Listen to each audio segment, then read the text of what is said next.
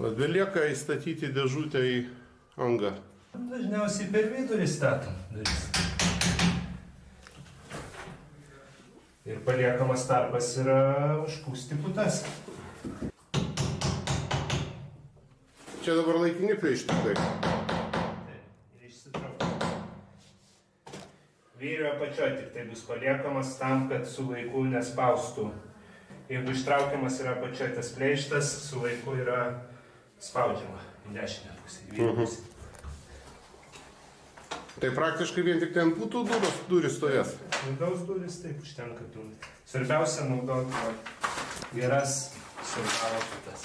Parodyk, kokios. Mes naudojam geltoną saldalą, jos yra tinkamiausios, jos nevaikšto, svarbiausia perlaukti, kol sudžius putas. Šios durys turi būti šiek tiek giliau įleistas negu siena, kadangi čia yra gaubiantis apvadai ir jie jau apgaubė pagal sienos nelygumus ir prisitraukia. Dabar žiūrim suvertimą. Matau, kad mums dar biškį trūksta. Su šituo kuoliuku mes galim reguliuoti suvertimą. Pagrindinės apkrovos eina ant viršutinio vyrio. Apatinis, aš manau, kokio apie 30%, likusios 70% apkrovų svorio atlaiko viršutinis vyris. Dėl to jisai šiek tiek lenkia. Šiuo atveju dabar aš jį sureguliuosiu iš karto. Paslėptus vyrus galima reguliuoti. Čia kaip ir pas mus gerai.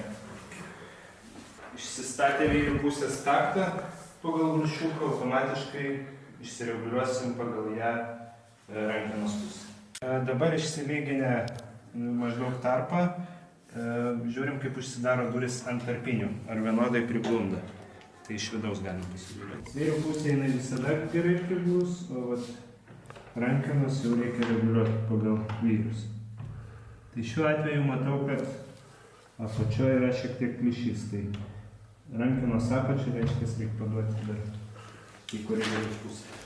Jeigu pas mus nėra lygiai pagal gulšiuką išstatytas takta arba pagal sieną, arba pagal šitą suvertimą, tai automatiškai tada duris arba užsidarinėja paleidus, arba atsidarinėja. Tai va, jeigu yra padaryta pagal gulšiuką, duris turi stovėti vietoje. Čia yra dabar sureguliuoti būtent patys vyriai, taip? O jeigu vyriai yra nereguliuojami, ir ką tada daryti? Jeigu ir paprasti ar frezuojami vyriai, irgi, jeigu jūs pastatot pagal gulšiuką, jos turi stovėti. Reiškia, kažkur kitame problema. Duodam rankenos apačią tam, kad durys lygiai tiek viršų, tiek apačioje priglustų prie tarpinės.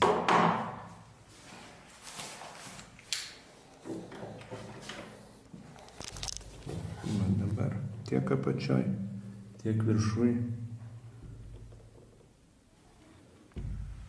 priglunda prie tarpinės. Uždarėm duris ir dabar matom, kad šiek tiek mums lenkia vidurį. Tai mums reikia kažką užkišti, kad vienodai atsirastų tarpas.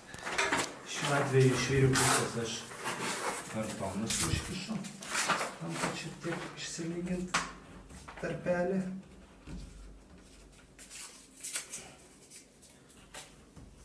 Turiu pasiruošęs tokius 3 mm pakištukus. Per 3, per 4 vietas užkišama. Čia tam, kad neužspaustų putos? Taip, čia yra ir iš tikrųjų dabar ir užpūtus putas, putos šiek tiek tas taktą patrauks į save, tam, kad atsirastų šitoje vietoje tarpas, nes čia nebuvo tarpo. Todėl, kad šiek tiek takta išlenkta. Papurškiam vandeniu, nes su vandeniu putas geriau sukimba.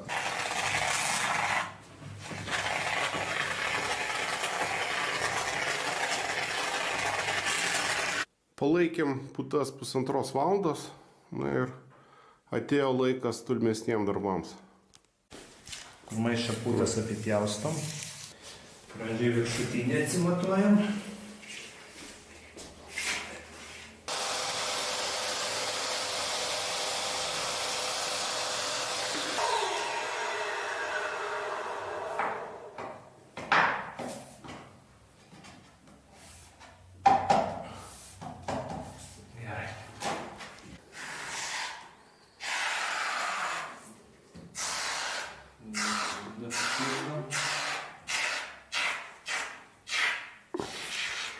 Apvadas viršutinis turi būti labai tiksliai atpjautas ir priklijuojamas.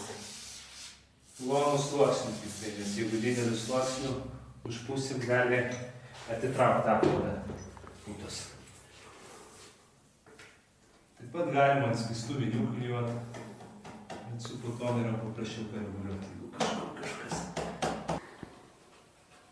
Matuojam dviejose vietose. Vienoje vietoje viršus apvado. Parodysiu privalumą šitų apvadų. Šiuo atveju matosi, kad sienos kampas nueina. Nelygi siena, kitaip tariant. Tai šie apvadai dėl to ir yra būdintis galbūt, kad jūs galite spausti prie sienos paskui. Su pjūklu pjaunam atsižymėję viršų.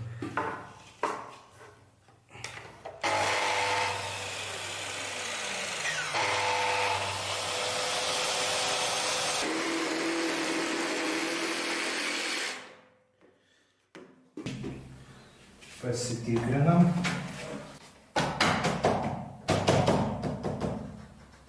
Čia gerai.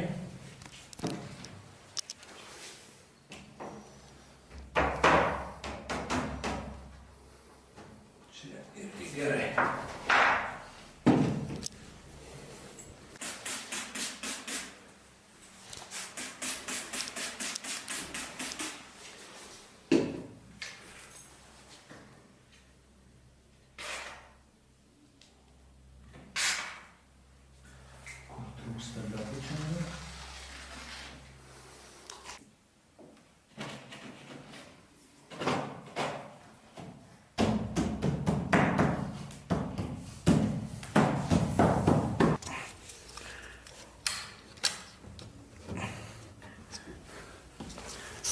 Pjaunam kitas šitas išlikusius. Apačioj dabar nesimato, ten yra viduje įkaltas paliukas, mes jį turim būtinai palikti. Tam, kad vyris nepaeitų į dešinę pusę nuo svorio. Jisai dedamas būtent prie šito apatinio vyrio. Prie apatinio vyrio, taip, nes jeigu išėmi, putos vis tiek yra elastiškas, biškai vaikšto ir pasitraukia tenai. O visus kitus ištraukiam ir užpildom tuos tarpus vėlgi putomis.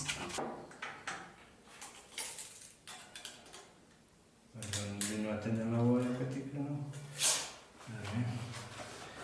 Taip, siurblys. Įjungta. Bandom pjauti.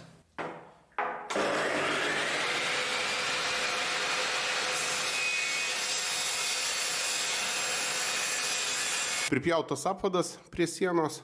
Siena kiek nelygi matosi.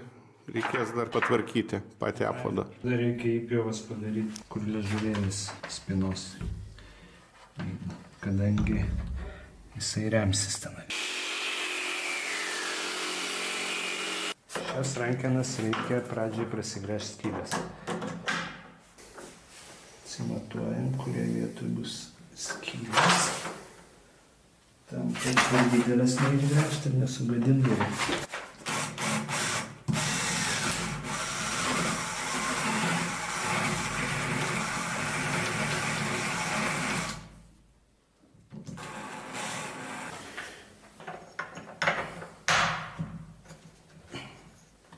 Šešiakampius mariukai reikia užspausti. Vieną pusę. Dar dedasi tarpinės specialios, kad metalas į metalą nesitrintų. Iš vienos pusės.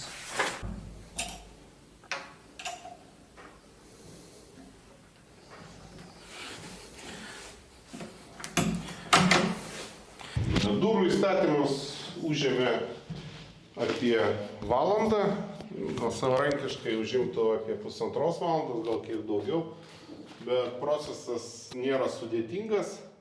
Iš tokių, ką atkreipti dėmesį, tai atrama prie apatinio vyrio, geras išramstymas kampuose, geros montavimo putos, tos, kur būtent rodėm saudalo putas naudoti, ir įrankiai, su kuriais galėsit lygiai nusipjauti apvadus.